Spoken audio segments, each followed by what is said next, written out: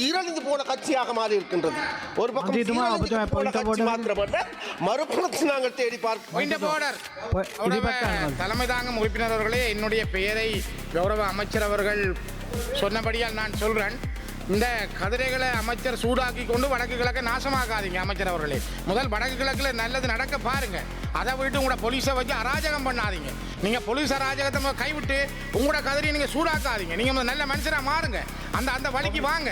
அமைச்சர் சந்திரசேகரன் முதல் திருந்தினால்தான் அதனால நாங்களும் சொல்லுகின்றோம், அதுதான் வேற எதுவும் இல்லை. நீங்கள் தமிழரசு கட்சியாக செயல்படுங்கள். இன்றைக்கு போதை வஸ்து கட்சியாக மாற வேண்டாம்.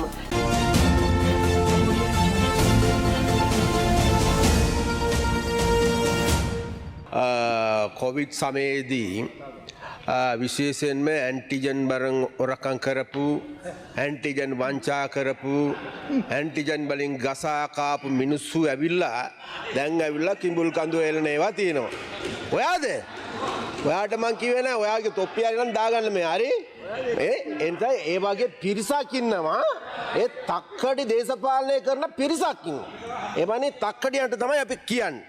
විශේෂයෙන්ම கௌரவ தவிசாளர் அவர்களே, விசேடமாக இன்றைக்கு எங்களுக்கு எல்லோருக்குமே தெரியும், இந்த அவசரகால சட்டம் தொடர்பிலான இன்றைக்கு ஒரு விவாதம் நடைபெறுகின்றது. இதன் பொழுது எங்களுக்கு எல்லோருக்குமே தெரியும், இந்த அவசர நிலை ஏன் என்று பார்க்கின்ற போது எங்களுக்கு எல்லோருக்குமே தெரியும், இந்த அவசர நிலையை நாங்கள் கொண்டு வருவதற்கான காரணம் கடந்த காலங்களில் எங்கள் நாட்டில் ஏற்பட்ட ஒரு பேரனர்த்தம்.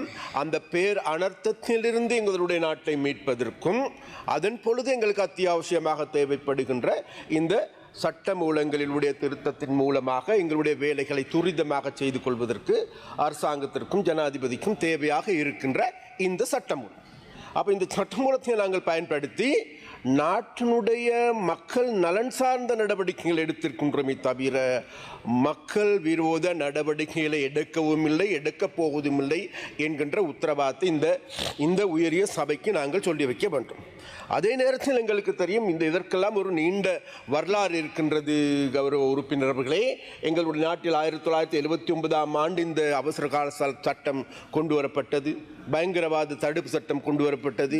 அதன் பொழுது உண்மையிலேயே ஒவ்வொரு மாதமும் இந்த சபையில் இந்த அவசர கால நிலைகள் கொண்டு வரப்பட்டு நிறைவேற்றப்படுகின்ற பொழுது ஒவ்வொரு மாதமும் மக்கள் கொண்டொழிக்கப்படுகின்ற, அடக்குமுறைக்குள்ளாக்கப்படுகின்ற, அல்லது சிறைகள் அடைக்கப்படுகின்ற, அல்லது வெள்ளை வேனில் கடத்தப்படுகின்ற, இங்கு இருக்கின்ற ஊடகவியலாளர்கள் கொல்லப்படுகின்ற, ஊடகவியலாளர்கள் கடத்தப்படுகின்ற, அதே போன்று ஊடகங்கள் எரித்து நாசமாக்குகின்ற நடவடிக்கைகள் தான் எங்களுடைய இந்த அவசர கால சட்டம் என்றிருக்கின்ற பொழுதே எங்களுக்கு இருக்கின்ற எக்ஸ்பீரியன்ஸ் அல்லது எங்களுக்கு இருக்கின்ற அனுபவம்.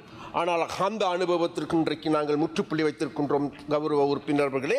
அதே போன்று இன்னும் ஒரு விடயத்தை விசேடமாக எங்களுடைய தமிழ் பாராளுமன்ற உறுப்பினர்கள் ஒரு விடயத்தை கவனத்தில் கொள்ள வேண்டும்.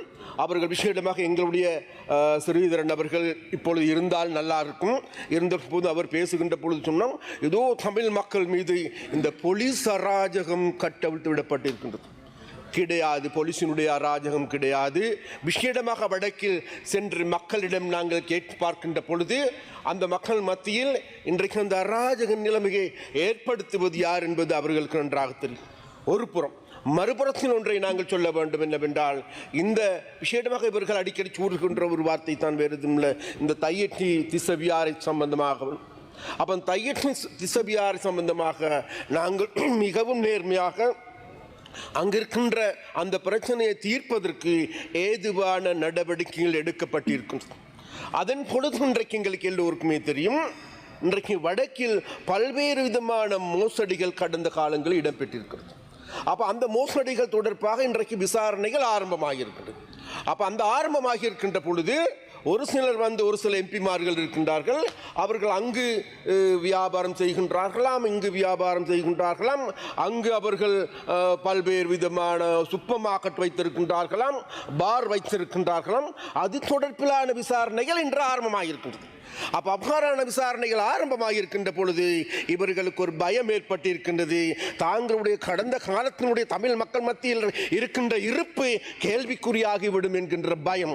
அதன் காரணமாக இவர்கள் இதோ போலீஸ் அராஜகம் வந்துவிட்டது, இராணுவ அராஜகம் வந்துவிட்டது என்கின்ற கூற்றை மாத்திரம் காலமாக சொல்லி தமிழ் மக்களை சூடேற்றி அதில் குளிர் காய்கின்ற அரசியலை செய்ய வேண்டாம் என்று நாங்கள் மிக மிக வினயமாக கேட்டுக்கொள்கின்றோம் கௌரவ உறுப்பினர்களே. அதே போன்று உங்களுக்கு எல்லோருக்குமே தெரியும், அந்த நபர்களை நாங்கள் தேடி பார்க்கின்ற பொழுது நீங்க எங்களோட எல்லாம் கவனமா இருக்க. நீங்க சுமந்திரன் கிட்ட மாத்திரம் கொஞ்சம் கவனமா இருங்க ஸ்ரீதரன் அவர்களே.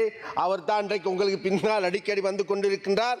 அவர் வந்தது மாத்திரமல்ல, இன்றைக்கு உங்களுக்கு எல்லோருக்குமே தெரியும் இவருக்கு எதிரான வழக்கு நடவடிக்கைகள் காரணமாக இன்றைக்கு அதாவது தமிழரசு கட்சி என்பது இன்றைக்கு சீரழிந்து போன கட்சியாக மாறி இருக்கின்றது. ஒரு பக்கம் மாத்திரமல்ல, மறுபுறத்தில் நாங்கள் தேடி தலைமை தாங்கும் உறுப்பினர் அவர்களே, என்னுடைய பெயரை கௌரவ அமைச்சர் அவர்கள் சொன்னபடியால் நான் சொல்றேன். இந்த கதிரைகளை அமைச்சர் சூடாக்கி கொண்டு வடக்கு கிழக்க நாசமாக்காதீங்க அமைச்சர் அவர்களே. முதல் வடக்கு கிழக்கில் நல்லது நடக்க பாருங்க. அதை விட்டு உங்களோட போலீஸை வச்சு அராஜகம் பண்ணாதீங்க. நீங்க போலீஸ் அராஜகத்தை கைவிட்டு உங்களோட கதிரையை நீங்க சூடாக்காதீங்க. நீங்க நல்ல மனுஷனா மாறுங்க. அந்த வழிக்கு வாங்க. அமைச்சர் சந்திரசேகரன் முதல் திருந்தினால்தான். அதனால நாங்களும் சொல்லுகின்றோம், அதுதான் வேற எதுவும் இல்லை. நீங்க தமிழரசு கட்சியாக செயல்படுங்கள். இன்றைக்கு போதை வஸ்து கட்சியாக மாற வேண்டாம். இன்றைக்கு உங்களுக்கு தெரியும் நினைக்கின்றேன், நல்லூர் பிரதேச சபையில் என்ன நடந்திருக்கின்றது, உங்களுடைய கட்சிக்காரர்கள் என்ன செஞ்சு கொண்டிருக்கின்றார்கள். நீங்கள் பிரதிநிதித்துவம் செய்கின்ற கிளிநொச்சி மாவட்டம் என்ன நடந்திருக்கின்றது.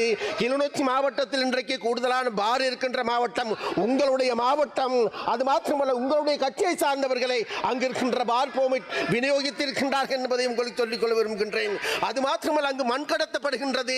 மண் கடத்தலுக்கு பின்னால் இருக்கின்றவர் யார் என்று தேடி பார்க்கின்ற பொழுது ஸ்ரீதரன் அவர்களை அவரும் உங்களுடைய ஆக்கள். அதனால் அங்கு அராஜகம் கட்டப்பட்டிருப்பது கிளிநொச்சி மீதான அராஜகம் என்பது உங்களுடைய அராஜகம் தான் இன்றைக்கு அங்கிருக்கின்ற மக்கள் மீது கட்டவிழ்த்துவிடப்பட்டிருக்கின்றது என்பதை மறந்துவிட வேண்டாம். அதே போன்று இன்னும் ஒன்றை சொல்லுகின்றேன், இந்த அராஜகம் என்றைக்கும் ஒரே மாதிரி பழிக்காது என்பது, அதே போன்று ஒரே மாதிரி செய்ய முடியாது என்பதை நாங்கள் சொல்லிக்கொள்ள விரும்புகின்றோம்.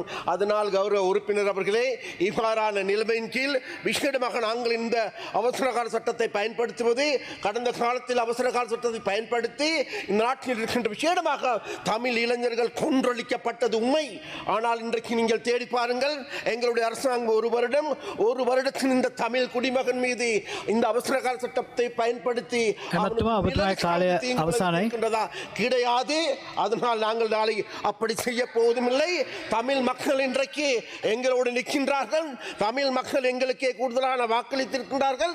அதனால் அந்த தமிழ் மக்களை பாதுகாக்க வேண்டிய பொறுப்பு கடப்பாடு வேறு யாருக்கும் அல்ல, உங்களை விட எங்களுக்கு இருக்கின்ற மக்களை நாங்கள் பார்த்துக் கொள்கின்றோம். நீங்கள் பாராமுகமாக இருந்து சுமந்திரனிடம் இருந்து உங்களை பாதுகாத்துக் கொள்வதற்கு செயல்படுங்கள் என்று கூறிக்கொண்டு விடைபெறுகின்றேன். நன்றி, வணக்கம். බොහොම ස්තුතියි ගරු එමෙතුමා. මීළඟට නිසාන් කාර්යප්පර් ගරු මන්ත්‍රීතුමාට විනාඩි 5ක කාලයක් ලැබෙනවා.